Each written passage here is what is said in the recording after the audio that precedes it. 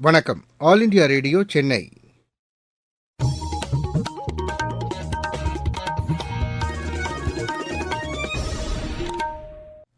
மாநிலச் செய்திகள் வாசிப்பவர் ரெங்கநாதன். தலைப்புச் செய்திகள். மத்திய அரசின் வரும் நிதியாண்டிற்கான இடைக்கால பட்ஜெட்டை நிதியமைச்சர் திருமதி நிர்மலா சீதாராமன் மக்களவையில் இன்று தாக்கல் செய்கிறார். கேலோ இந்தியா விளையாட்டுப் போட்டிகள் இளையோரின் திறனை வெளிப்படுத்தி அவர்கள் சாதனை படைக்க களம் அமைத்து கொடுத்துள்ளதாக மத்திய விளையாட்டுத்துறை அமைச்சர் திரு அனுராக் தாக்கூர் கூறியுள்ளார். தமிழகத்தில் காலியாக உள்ள மருத்துவ பணியிடங்களுக்கான நியமன ஆணைகள் விரைவில் வழங்கப்படும் என்று மக்கள் நல்வாழ்வுத்துறை அமைச்சர் திரு மா சுப்பிரமணியன் கூறியுள்ளார். தமிழகத்தில் மேற்கொள்ளப்படும் சாலை மேம்பாட்டுத் திட்டப் பணிகளை விரைந்து நிறைவேற்ற நடவடிக்கை எடுக்கப்பட்டுள்ளதாக மாநில நெடுஞ்சாலைத்துறை அமைச்சர் திரு ஏவ வேலு தெரிவித்துள்ளார். உலகக்கோப்பை ஆடவர் ஐவர் ஹாக்கி போட்டியில் இந்தியா எகிப்தை வென்றது. இனி விரிவான செய்திகள். மத்திய அரசின் வரும் நிதியாண்டிற்கான இடைக்கால பட்ஜெட் இன்று தாக்கல் செய்யப்படுகிறது. மக்களவையில் நிதியமைச்சர் திருமதி நிர்மலா சீதாராமன் பட்ஜெட்டை தாக்கல் செய்து உரையாற்றவுள்ளார். கடந்த 3 ஆண்டுகளாக முழுவதுமாக காகிதமற்ற முறையில் பட்ஜெட் தாக்கல் செய்யப்பட்டதைப் போலவே இந்த இடைக்கால பட்ஜெட்டும் தாக்கல் செய்யப்பட உள்ளது. மக்களவைத் தேர்தலுக்கு பின் அமையும் அரசு முழுமையான பட்ஜெட்டை தாக்கல் செய்யும். நிதியமைச்சர் திருமதி நிர்மலா சீதாராமன் இன்று தாக்கல் செய்யும் இடைக்கால பட்ஜெட் உரையினை அகில இந்திய வானொலி நேரடியாக ஒலிபரப்புகிறது. இந்த நேரலை நிகழ்ச்சி காலை மணி 10:10க்கு கலந்துரையாடலுடன் தொடங்குகிறது. கேலோ இந்தியா விளையாட்டுப் போட்டிகள் இளையோரின் திறனை வெளிப்படுத்தி அவர்கள் சாதனை படைக்க களம் அமைத்துக் கொடுத்துள்ளதாக மத்திய விளையாட்டுத்துறை அமைச்சர் திரு அனுராக் தாக்கூர் கூறியுள்ளார். தமிழகத்தில் கடந்த மாதம் 19ஆம் தேதி தொடங்கி நடைபெற்று வந்த கேலோ இந்தியா இளையோர் விளையாட்டுப் போட்டியின் நிறைவு விழா சென்னையில் நேற்று நடைபெற்றது. இதில் பங்கேற்று பேசிய திரு அனுராக் தாக்கூர், பிரதமர் திரு நரேந்திர மோடி விளையாட்டு மேம்பாட்டிற்கு அதிக முக்கியத்துவம் அளித்து வருவதாக தெரிவித்தார். கடந்த 7 ஆண்டுகளாக நடைபெற்று வரும் பல்வேறு கேலோ இந்தியா விளையாட்டுப் போட்டிகளின் மூலம் புதிய வீரர்கள் அடையாளம் காணப்பட்டுள்ளதாக அவர் குறிப்பிட்டார். தற்போது தமிழகத்தில் நடைபெற்ற கேலோ இந்தியா இளையோர் விளையாட்டுப் போட்டியில் நாடு முழுவதிலும் இருந்து 4454 வீரர்கள் பங்கேற்றதாகவும் அதில் கிட்டத்தட்ட பாதி அளவு மகளிர் என்றும் அவர் தெரிவித்தார். விளையாட்டுகளில் மகளிர் பங்கேற்பு அதிகரித்து வருவது மகிழ்ச்சி அளிப்பதாக அவர் கூறினார். இப்போட்டியில் பதக்கப்பட்டியலில் முதல் 3 இடங்களை பெற்ற மகாராஷ்டிரா, தமிழ்நாடு மற்றும் ஹரியானா மாநிலங்களுக்கு அவர் பாராட்டு தெரிவித்தார். விளையாட்டு வீரர்களுக்கு மத்திய அரசு தொடர்ந்து ஆதரவு வழங்கும் என்றும் அவர் கூறினார்.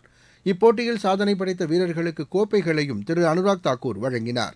இந்நிகழ்ச்சியில் பேசிய மாநில விளையாட்டுத்துறை அமைச்சர் திரு உதயநிதி ஸ்டாலின், விளையாட்டு வீரர்களை ஊக்குவிக்க தமிழக அரசு முன்னுரிமை அளிப்பதாக தெரிவித்தார். இதன் காரணமாகவே தற்போதைய போட்டியில் தமிழகம் 2ஆம் இடம் பெற்றுள்ளதாக அவர் குறிப்பிட்டார். கேலோ இந்தியா இளையோர் விளையாட்டுப் போட்டியில் தமிழகத்தைச் சேர்ந்த 600 பேர் பங்கேற்றதாகவும் இதில் பெரும்பாலானோர் கிராமப்புறத்தைச் சேர்ந்தவர்கள் என்றும் அவர் தெரிவித்தார். கிராமப்புறத்தில் உள்ள வீரர்களை ஊக்குவிக்கும் வகையில் ஊராட்சிகளுக்கு விளையாட்டு உபகரணங்கள் வழங்கும் திட்டம் வரும் 7ஆம் தேதி தொடங்கப்பட உள்ளதாக திரு உதயநிதி ஸ்டாலின் கூறினார். ஈரோடு மாவட்டம் பெருந்துறையில் ஸ்பெயினைச் சேர்ந்த ரோக்கா நிறுவனம் 400 கோடி ரூபாய் முதலீட்டில் புதிய ஆலையை நிறுவ முடிவு செய்துள்ளதாக முதலமைச்சர் திரு மு க ஸ்டாலின் கூறியுள்ளார்.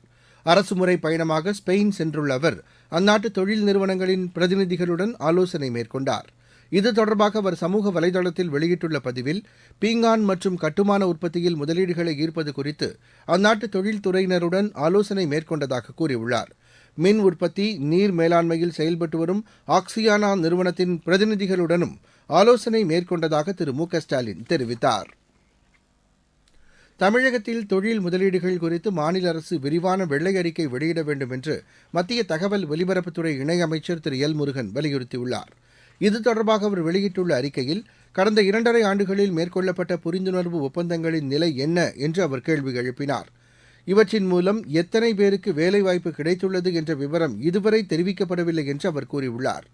முதலமைச்சரின் வெளிநாட்டு பயணங்களால் ஈர்க்கப்பட்டதாக கூறப்படும் முதலீடுகளின் நிலை தற்போது எந்த அளவில் உள்ளது என்பது குறித்து வெள்ளை அறிக்கை வெளியிடப்பட வேண்டும் என்று திரு எல் முருகன் வலியுறுத்தியுள்ளார். தமிழகத்தில் காலியாக உள்ள மருத்துவ பணியிடங்களுக்கான நியமன ஆணைகள் விரைவில் வழங்கப்படும் என்று மக்கள் நல்வாழ்வுத்துறை அமைச்சர் திரு மா சுப்பிரமணியன் கூறியுள்ளார். சென்னை கிண்டியில் உள்ள உயர் சிறப்பு மருத்துவமனையில் பல்வேறு புதிய வசதிகளை மக்கள் பயன்பாட்டிற்காக நேற்று திறந்து வைத்த பின்னர் செய்தியாளர்களிடம் அவர் பேசினார். இந்த மருத்துவமனையை நாள்தோறும் 700க்கும் மேற்பட்ட புறநோயாளிகள் பயன்படுத்தி வருவதாக அவர் தெரிவித்தார். தில்லி எய்ம்ஸ் மருத்துவமனையில் இல்லாத கூடுதல் வசதிகள் இந்த மருத்துவமனையில் ஏற்படுத்தப்பட்டிருப்பதாகவும் அமைச்சர் கூறினார். தமிழகத்தில் மேற்கொள்ளப்படும் சாலை மேம்பாட்டுத் திட்டப் பணிகளை விரைந்து நிறைவேற்ற நடவடிக்கை எடுக்கப்பட்டுள்ளதாக மாநில நெடுஞ்சாலைத்துறை அமைச்சர் திரு ஏவ வேலு தெரிவித்துள்ளார். இது தொடர்பாக சென்னையில் நடைபெற்ற ஆய்வுக் கூட்டத்தில் பேசிய அவர், கடந்த நிதியாண்டில் மாநிலத்தில் 2199 சாலைப் பணிகள் தொடங்கப்பட்டு அவற்றில் 1989 பணிகள் நிறைவடைந்துள்ளதாக தெரிவித்தார். நடப்பு நிதியாண்டில் நெடுஞ்சாலைத்துறை சார்பில் மேற்கொள்ளப்பட்ட 1574 சாலைப் பணிகளில் 343 பணிகள் மட்டுமே இதுவரை நிறைவு பெற்றுள்ளதாக அவர் கூறினார். எஞ்சியுள்ள பணிகளை விரைந்து முடிக்க அதிகாரிகள் கூடுதல் கவனம் செலுத்த வேண்டும் என்று அவர் கேட்டுக் கொண்டார்.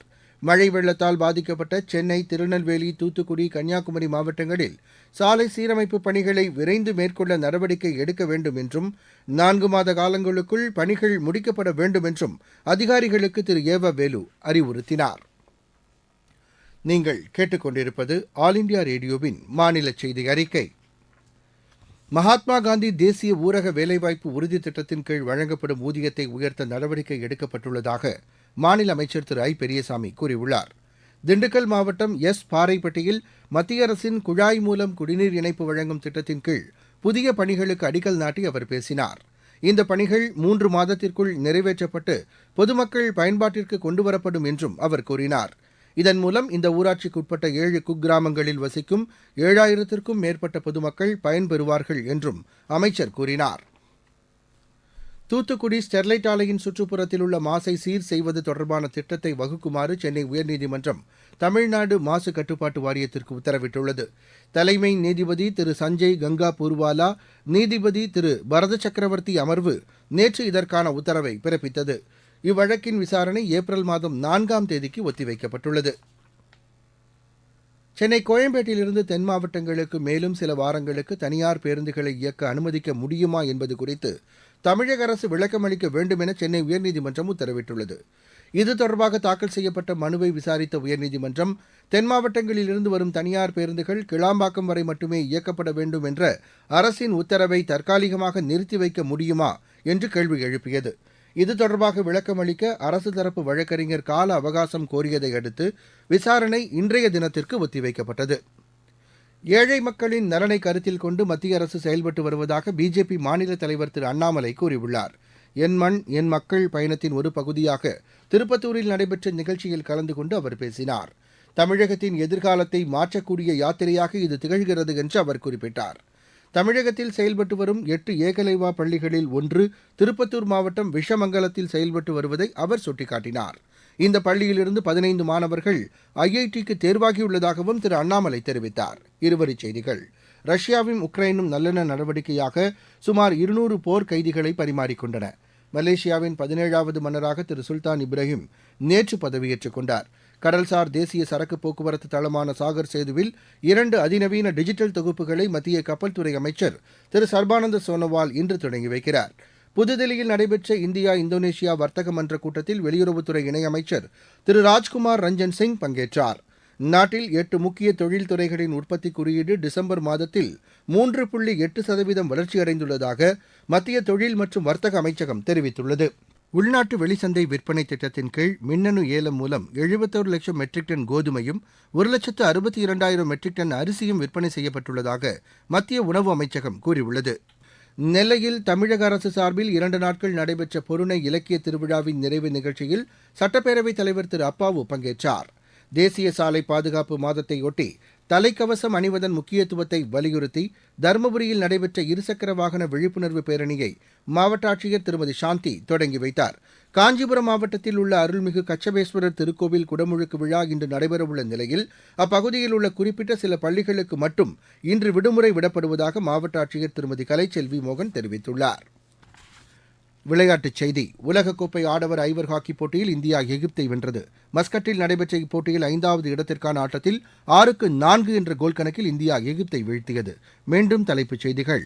மத்திய அரசின் வரும் நிதியாண்டிற்கான இடைக்கால பட்ஜெட்டை நிதியமைச்சர் திருமதி நிர்மலா சீதாராமன் மக்களவையில் இன்று தாக்கல் செய்கிறார். கேலோ இந்தியா விளையாட்டுப் போட்டிகள் இளையோரின் திறனை வெளிப்படுத்தி அவர்கள் சாதனை படைக்க களம் அமைத்து கொடுத்துள்ளதாக மத்திய விளையாட்டுத்துறை அமைச்சர் திரு அனுராக் தாக்கூர் கூறியுள்ளார். தமிழகத்தில் காலியாக உள்ள மருத்துவ பணியிடங்களுக்கான நியமன ஆணைகள் விரைவில் வழங்கப்படும் என்று மக்கள் நல்வாழ்வுத்துறை அமைச்சர் திரு மா சுப்பிரமணியன் கூறியுள்ளார். தமிழகத்தில் மேற்கொள்ளப்படும் சாலை மேம்பாட்டுத் திட்டப் பணிகளை விரைந்து நிறைவேற்ற நடவடிக்கை எடுக்கப்பட்டுள்ளதாக மாநில நெடுஞ்சாலைத்துறை அமைச்சர் திரு ஏவ வேலு தெரிவித்துள்ளார். உலகக்கோப்பை ஆடவர் ஐவர் ஹாக்கிப் போட்டியில் இந்தியா எகிப்தை வென்றது. இத்துடன் இந்த செய்தி அறிக்கை நிறைவடைந்தது.